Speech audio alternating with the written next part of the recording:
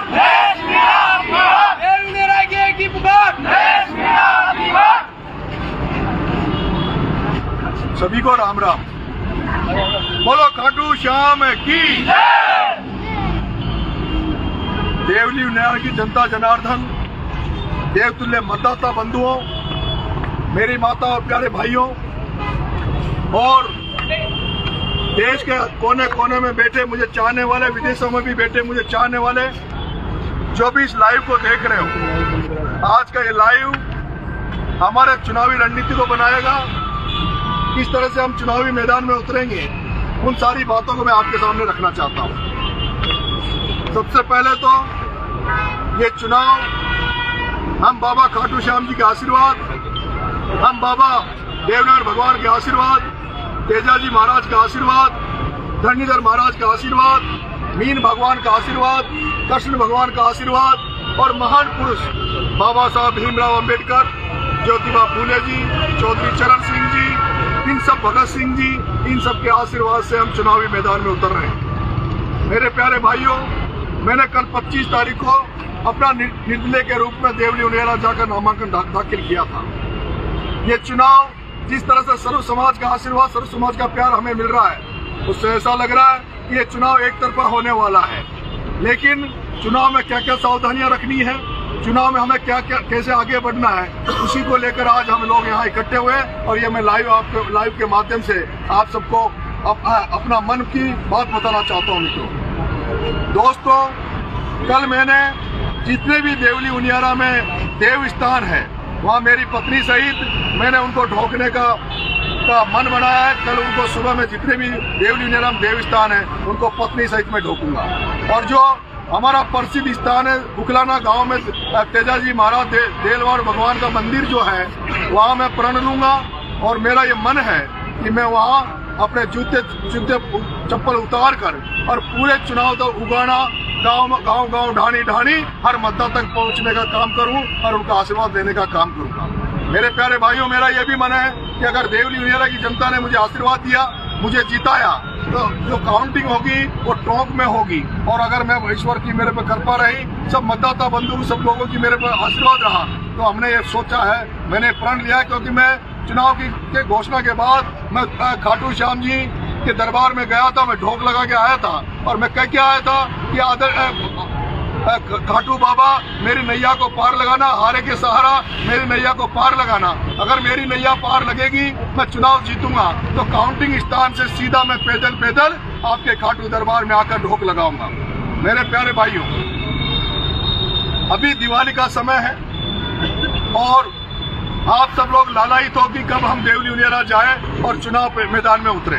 मेरे युवा साथियों, जो देवली उनियारा के साथी नहीं है, जो बाहर जो मेरे को सुनने, जो इस चुनाव में आना चाहते हैं, अपना सहयोग करना चाहते हैं, मैदान में मेरी मदद करने के लिए आना चाहते हैं, उनसे मेरा एक आग्रह है, आप 2 के दिन तक आप अपने गांव में रहें, अपने घर में रहें, तैयारी पूरी रखें, लेकिन दिवाली आप सब लोग अपने घर में मनाएं। और दिवाली के बाद दोज के दिन आप सबका मैं देवली में हम कार्यालय में खोल लूंगा। देवली में मैं आप सबका इंतजार करूंगा। मेरे प्यारे भाइयों, लेकिन मेरा विशेष आपसे आग्रह है, हमारी सेना बहुत बड़ी है और इस सेना में ज्यादातर छात्र है, यूथ है, और ये यूथ और छात्र के दम पर ही आपका भाई चुनावी मैदान में है। आप सब जानते हैं किस तरह से बांग्लादेश में अभी थोड़े दिन पहले छात्र क्रांति हुई और छात्र नेताओं ने और युवा साथियों ने मिलकर वहाँ का जो शेख हसीना का जो प्रधानमंत्री था, उस प्रधानमंत्री का तख्ता पलट करके एक नई सरकार बना देती है। जिस तरह से बांग्लादेश में सरकार बनी, हम उम्मीद करते हैं लाखों युवा साथी, छात्र साथी राजस्थान में भी चाहते हैं कि दलगत राजनीति से ऊपर उठकर, इस पैसे की धनबल की राजनीति से ऊपर उठकर राजस्थान में भी एक नई राजनीति का उदय हो। राजस्थान में भी इस तरह की राजनीति बने जहाँ युवाओं की बात को सुना जाए, जहाँ छात्रों की समस्याओं को सुना जाए, जहाँ किसानों की समस्याओं को सुना जाए, जहाँ मजदूरों की समस्याओं को सुना जाए, जहाँ शोषित पीड़ितों को समस्याओं को सुना जाए।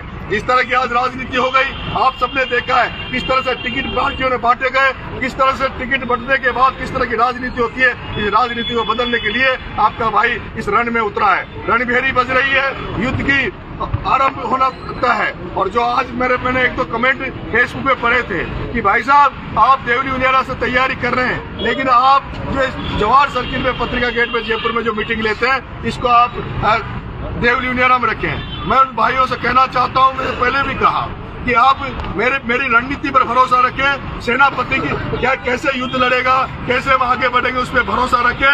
आप इन बातों पर ध्यान ना दें, क्योंकि अभी हम पिच तैयार कर रहे हैं। जैसे किसान अपनी फसल बोने खेत में जाता है, उसके पहले वो मेड़ झाड़ साफ करता है, खेत को कंप्लीट करता है, उसके बाद वो खेत में बुआई करता है। उसी तरह से कोई भी जब खिलाड़ी मैदान में उतरते हैं, उसके पहले मैदान को तैयार किया जाता है। मैदान में कौन एम्पायर होगा, कौन खिलाड़ी किस पॉइंट पे खेलेगा, कौन बैटिंग करेगा, कौन बॉलिंग करेगा, कौन मिड में खेलेगा और किस तरह से उस पिच को सजाया जाएगा। ये मेरे प्यारे भाइयों, ये पिच को सजाने की तैयारी नरेश मीणा कर रहा है। किस तरह से पिच को हम सजाएंगे, किस तरह से एम्पायर हमें खिलाएंगे, किस तरह से हम बैटिंग बॉलिंग करेंगे, किस तरह से हमारे सारे जो खिलाड़ी बंधु है, सारे हम जो टीम है, ये टीम किस तरह से वर्क करेगी। और आपने देखा होगा, मैं कल रात को जैसे ही मैं अलीगढ़, कल हमने नॉमिनेशन डाला था, मैं वहां से सीधा जयपुर आया और जयपुर में मैं आज रात भर सोया नहीं हूँ। सीधा रात को मैं भाई साहब हनुमान जी बेनीवाल के नागौर पहुंचा और 2 बजे जब मैं भाई साहब हनुमान जी के पास घर पे बिना बताए गया, मैंने फोन किया, भाई साहब मैं आपके दरवाजे पे खड़ा हूँ। रात को 2 बजे भाई साहब ने हमें मिले और बिना कोई प्रश्न किए, बिना कोई बात किए, जिस तरह से उन्होंने आपके भाई को समर्थन दिया, जिस तरह से आशीर्वाद दिया, वो आप सबने रात को सोशल मीडिया पे देखा होगा। और आज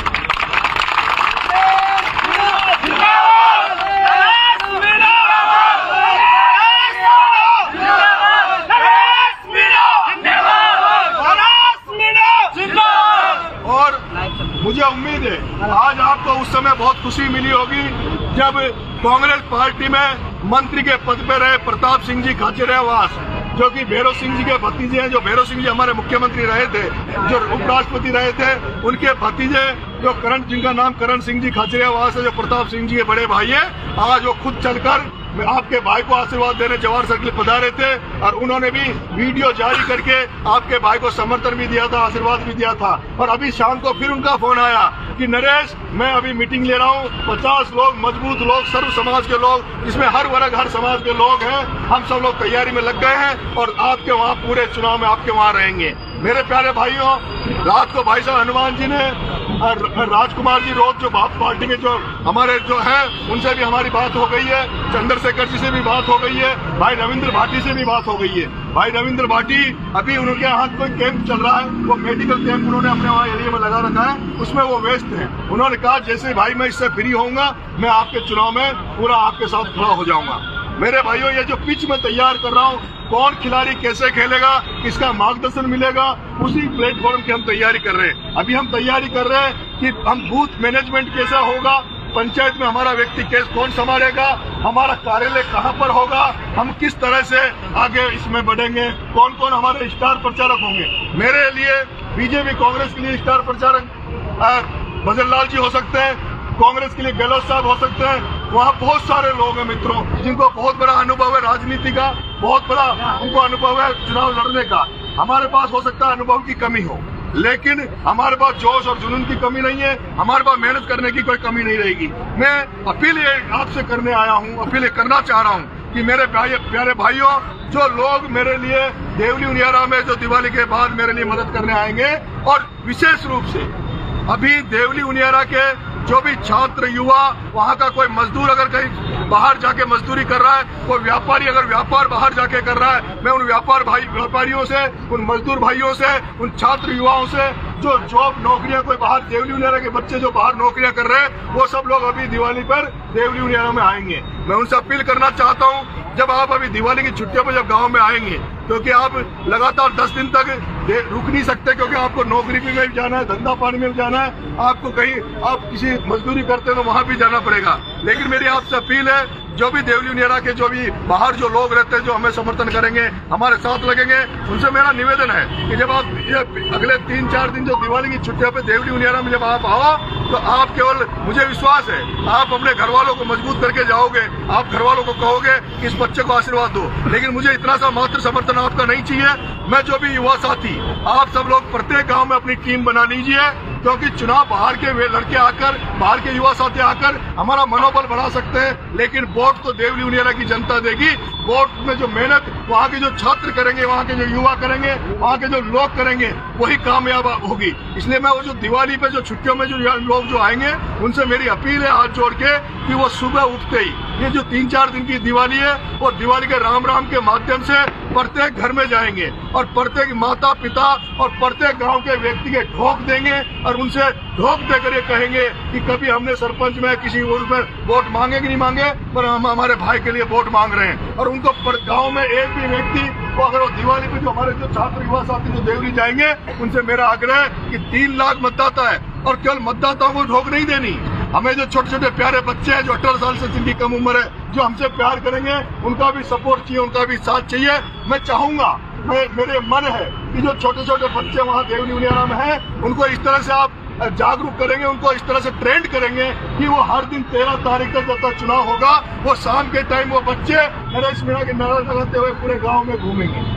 हर दिन वो बच्चे पूरे गांव में कैंप करेंगे और जो हमारे जो बुजुर्ग लोग हैं, उन बुजुर्ग लोगों को विशेष आशीर्वाद की जरूरत है, उनको कॉन्फिडेंस में लेने की जरूरत है, उनको ये कहने की जरूरत है। हो सकता है बहुत से बुजुर्ग, बहुत से लोग कांग्रेस से जुड़े हो सकते हैं, बीजेपी से जुड़े हो सकते हैं, किसी और दल से जुड़े हो सकते हैं, उनको विश्वास में लेना पड़ेगा।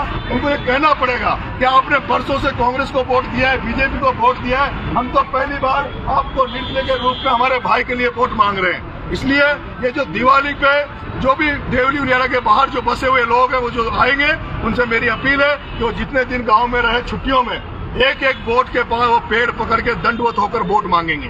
अब मैं उन लोगों से अपील करना चाहता हूं जो दिवाली के बाद मेरी मदद करने के लिए बाहर से वहां पे आएंगे। मुझे भरोसा, जिस तरह से छबड़ा में हजारों लोग हमारे प्रचार में मेरे लिए गए थे, वो हजारों लोग देवली उनियारा में भी आएंगे। लेकिन मेरे प्यारे भाइयों, हमें अनुशासित रहना है, हमें अनुशासित रहना है, डिसिप्लिन में रहना है।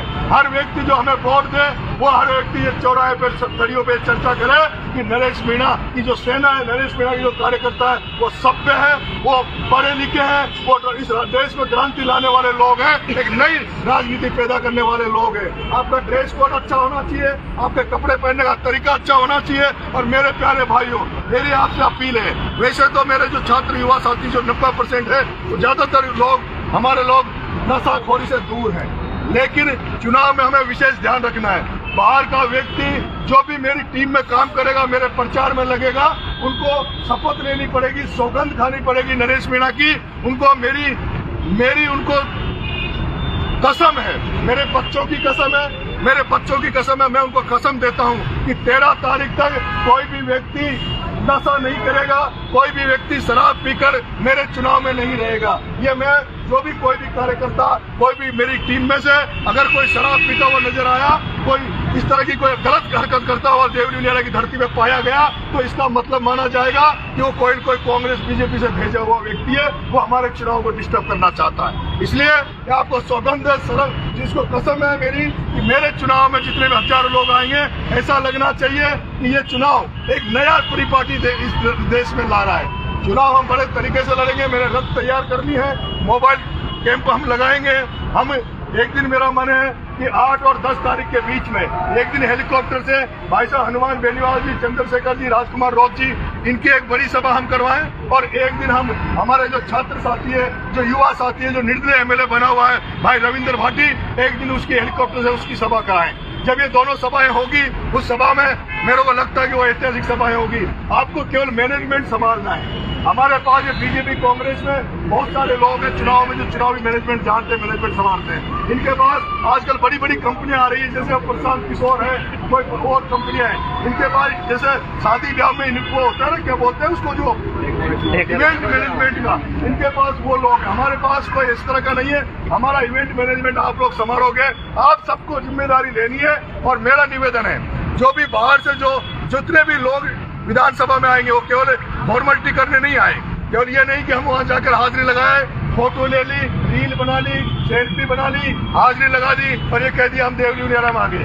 मेरा मन है, जो भी बाहर के लोग आएंगे, वो जितने दिन देवली उनियारा में रहेंगे, एक आदमी एक अपना टारगेट बनाएगा कि कम से कम 100 आदमियों के मैं ढोक दूंगा, 100 माताओं के ढोक दूंगा। और जब तक उनके पैर मैं नहीं छोड़ूंगा जब तक वो मेरे सिर पर नरेश मीणा के लिए आशीर्वाद नहीं दे देते। ये सब करोगे आप सब लोग? अगर 10,000 आदमी, 10,000 युवा साथी, छात्र साथी अगर 100 लोगों के एक दिन में ठोक देंगे, कितने हुए? 10 लाख। अगर एक व्यक्ति 100 आदमियों के ठोक देता है, 10 लाख आदमियों के ठोक लगेगी। सही बात है, ठीक है। yes. एक आदमी के दिन में 4-4 बार ठोक दो, एक आदमी के दिन में 4-4 ठोक दो। ऐसा लगे उनको कि पहली बार कोई व्यक्ति चुनाव लड़ रहा है जिसके लिए हजारों युवा हमारे घर आए, हमारे दरवाजे आए, हमारे चरणों में ठोक देकर उस भाई के लिए वोट मांग रहे हैं। क्योंकि ये पार्टी वाले जो नेता है, ये जो मंत्री वहाँ दौड़ रहे हैं, MLA दौड़ रहे हैं, आपने देखा हुआ लिस्ट आ रही है, इसको स्टार प्रचारक बना दिया, इसको ये फलाना बना दिया, इसको मंडल कमंडल का अध्यक्ष बना दिया, ये फलाना संभालेगा। मैं आपसे निवेदन करना चाहता हूँ, उन पर वो नील लगा के जो कुर्ते पजामे में जाएंगे उनको कोई पसंद नहीं करेगा। पसंद करेंगे जब आप नरेश मीणा की टी-शर्ट पहनोगे, हम भगवान की तरह 5-7 हजार टी-शर्ट भी बनाएंगे। मेरा मन है, मेरा चाहे वो कितना ही मजबूत कार्यकर्ता हो, चाहे वो सुनील हो, चाहे बरार हो, चाहे कोई भी जो भी मेरे मजबूत जो सेनापति है, उनको भी मेरी टी-शर्ट 13 तारीख तक पहननी पड़ेगी। बनोगे? वो 5 जो लोग जो छात्र हैं उनके पास टी-शर्ट रहेगी। मेरा एक अपन वो बनाएंगे जो वो होता है ना, क्या वो कार्ड नरेश मीणा का आई कार्ड, वो हमारे गले में लगता रहेगा। उससे लगे कि नरेश मीणा के लोग हैं। आप शहर में बैठोगे, चाय की थड़ियों में बैठोगे, पूरे चुनाव में कोई भी व्यक्ति जातिगत बात नहीं करेगा। कोई भी व्यक्ति ये बात नहीं करेगा कि फलानी जाति क्या कर रही है, फलानी जाति वोट दे रही नहीं दे रही, फलाना कोई दे रहा, इतना % दे रहा है। हमको कोई वोट देंगे तो भी स्वागत है, नहीं दे तो भी स्वागत है। मैं तो देख रहा हूँ सर्व समाज हमको एक तरफा वोट देगा, और कोई बड़ी बात नहीं कि बीजेपी और कांग्रेस दोनों की जमानत हो जाए।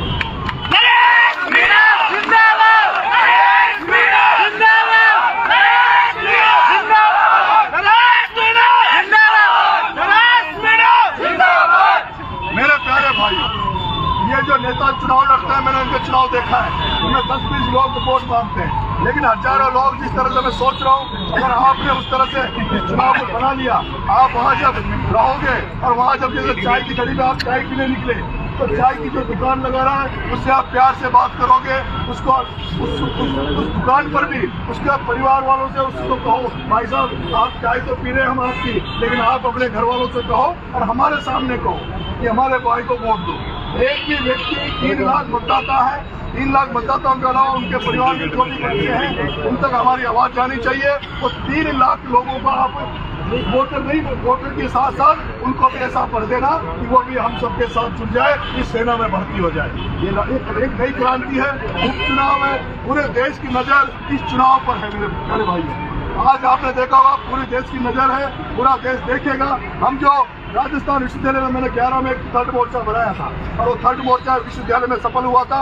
उसी तरह से मेरा मन है कि राजस्थान में दलगत राजनीति से ऊपर उठकर अगर इस चुनाव में हमें सफलता मिलती है तो राजस्थान में भी एक तीसरा मोर्चा मैं खड़ा करने का प्रयास करूंगा, जिसमें मेरे अग्रदूत रहेंगे भाई साहब हनुमान जी, भाई साहब चंद्रशेखर जी, राजकुमार जी रोज, भाई रविंद्र जी भाटी, बाकी जो इस तरह की जो सोच रखते हैं लोगों की जनता की सेवा करने वाले, ऐसे लोगों को हम एक साथ इकट्ठा करेंगे और एक नई राजनीति इस राजस्थान में हम पैदा करेंगे और ये एक क्रांति होगी राजस्थान में। मैंने पहले भी कहा, आपसे फिर कहना चाहता हूँ कि बांग्लादेश में हम इस जैसे छात्र और युवाओं ने शेख हसीना का तख्ता पलट कर दिया था। शेख हसीना का अगर हम चाहेंगे तो विधानसभा चुनाव कोई बड़ा चुनाव नहीं है, विधानसभा चुनाव बहुत छोटा सा चुनाव है, और जिस तरह से हम मेहनत करेंगे तो उससे मुझे विश्वास है कि हम हो सकता है एक तरफा चुनाव जीत जाए।